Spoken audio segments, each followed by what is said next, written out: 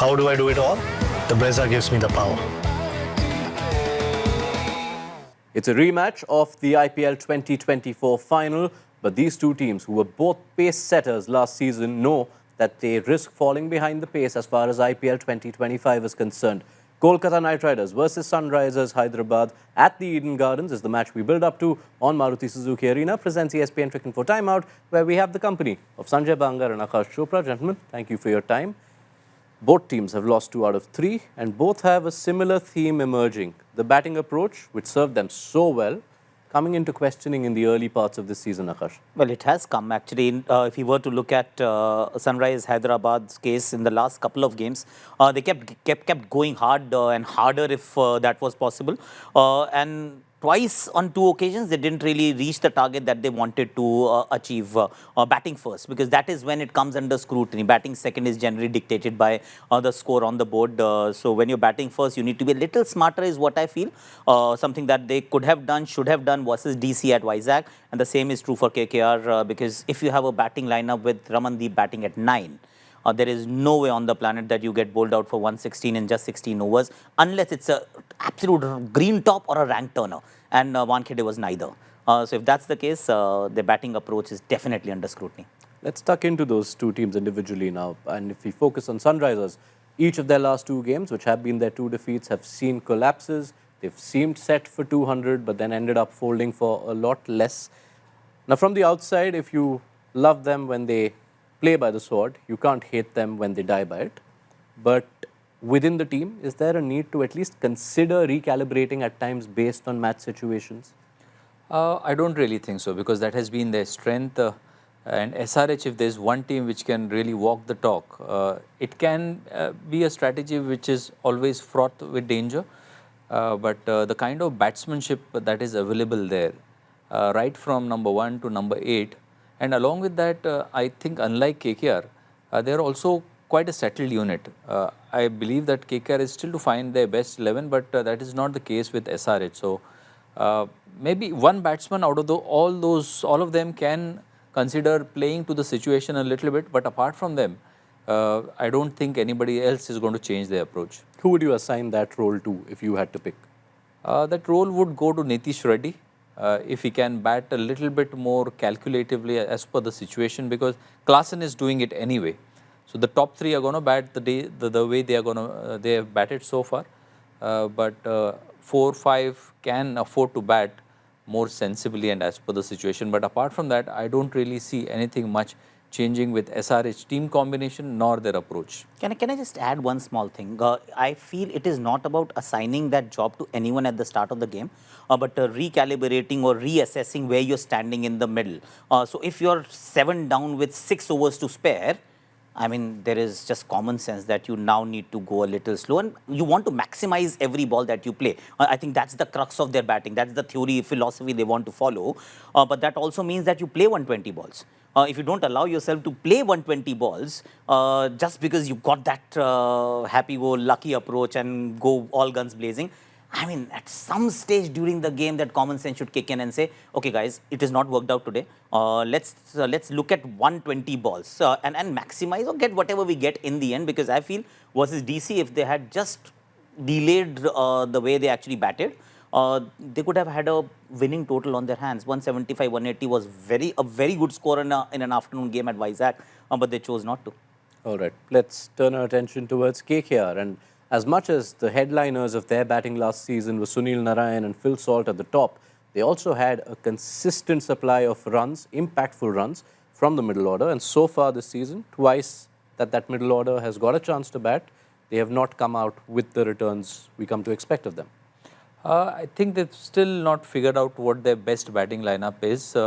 Losing Shreyas Iyer, for whatever reason it was a big setback, I believe. Ajinkya Rahane is doing a job for them at number 3. I am not convinced about Raghuvanshi coming in at number 4. He should be at most times be an impact sub, that is if needed, because what it does is that having Suryavanshi and Rahane together is that you just push everybody down. Maybe a Venkatesh Iyer at 5 may not be his best spot. He can come at number 4, and having Ramandeep at 9 doesn't really make sense. So I would leave out Suryavanshi as an impact sub. No, I agree. I agree because when you have somebody like Venkatesh Iyer and what he's done and the amount of money that you've spent, ideally you should put him at the spot that he belongs to, which is I think 1, 2, or 3. If he's going any lower than 3, it is a problem. But then you have Ajinkya Rahane who can also bat only in 1, 2, and 3. That means the latest that he has to walk in is at number 4. Any later, you're not doing justice to the quality of batter that you've got and where he should be batting, and will give you the best that he can. So they need to rethink the batting order for sure. When we consider Venkatesh Iyer and even a Rinku Singh, this is the first time they're playing an IPL season with these price tags attached to them. How much of that do you see as a factor, or is it just down to form or batting positions? See, I've never been paid that kind of money, so I won't know. So wrong person to ask actually. But I mean, we all say, we all theorize that it has an impact, it has an effect, but how much does it actually change the way you think, you react, you actually proceed with the game or your specific game plans?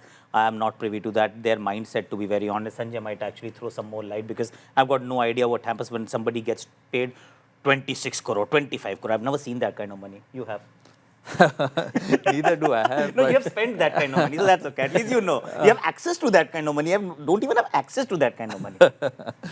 I mean, there have been some players, like if you look at this season itself, we have 3 Indian players who are on the rise in Shreyas Iyer, Rishabh Pant, and Venkatesh Iyer having got that paycheck, which they did because of the auction dynamics. Shreyas Iyer seems to be unaffected by it, but Rishabh and Venkatesh seem to be, not performing at their best. But I don't really think that it has got anything to do with the price tag.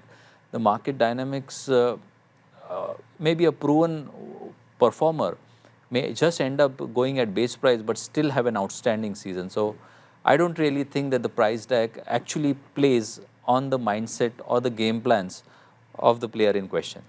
The one thing that KKR's batters will be looking forward to in this contest is that they come up against the Sunrisers Hyderabad bowling attack, which has been leaking runs, and lots of runs. 240 against Rajasthan in the game they won, 190 chased down in 16 by Lucknow, 166 chased down in 16 by Delhi. And when you consider Mohammad Shami and Pat Cummins the leaders of that attack, between them, 18 overs have gone for nearly 220 runs.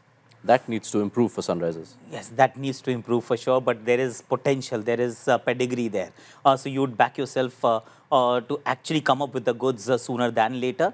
So Mohammad Shami, I mean, he is taking the new ball, and you expect not just being economical. Even if you're not economical for the time being, you must also pick a few wickets with a new ball if that's possible. They do have a very decent attack. I think they'll have to figure out a way to get to play two leggies somehow, get both of them involved. They had Jishan Ansari in the previous game. They have not tried Rahul Chahar at all, and since their batting just collapsed in the previous game, they couldn't get Adam Zampa on a pitch that was turning. That's the other part of the story, that if you go too hard too soon, or rather just keep going hard forever, then you end up playing Vion Mulder ahead of Adam Zampa, because you realize, gosh, I'm not going to play 120 balls, and you don't allow yourself that luxury. I think it's a decent bowling attack. They may have leaked a few, but I'd still back Hyderabad bowling attack to do better. If they do get that first choice mix that Akash refers to, assuming they don't need a batting impact player, Zampa and Zishan Ansari, from what we saw in the first game, with this set of seamers, you expect them to find their groove? I expect so, because Pat Cummins is a very clever operator, and so is Shami. We still yet to see the best of Shami, but he is somebody who can turn the things very, very quickly. And we're also having Harshal Patel in the mix over there. So Harshal Patel is a bowler who's very clever, has won the purple cap twice. That takes some doing, and intelligent operator. But so far, his potential has also not come to the fore. So a lot of talent and ability and pedigree there, but yet to come, and put a team display together as far as bowling is concerned. Pick your favorite. Ouch. Okay. It's at the Eden Gardens. I think, honestly speaking, this season of the IPL, this will be the most unpredictable season ever. So whoever you want to pick, you can pick on the day. It's the home team, so you may want to tilt towards KKR, but I'll go with the Sunrisers Hyderabad. Let's see. You can pick KKR then. At least one of us will be right. I would still go with SRH. Oh God. Because SRH has got the firepower. Sunil Narayan's form is always, I mean, we don't really know which side of the bed he'll wake up, and so I would believe that SRH with that sort of a firepower still will put enough runs on the board to challenge KKR. Baba Bangar has not understand broadcasting at all. Either we both are right or we both are wrong. At least one could have gotten right. Come on. It's Say all right. KKR. We get the 2 ticks for Sunrisers from the panel. Thank you, gentlemen. Sanjay, Akash, thank you for setting this game up for us. If Sunrisers do manage to do what these guys are saying, it will mean a complete flip to the story from last season where KKR beat them all 3 times they met, including famously in Qualifier 1 and the final. How do I do it all? The Brezza gives me the power.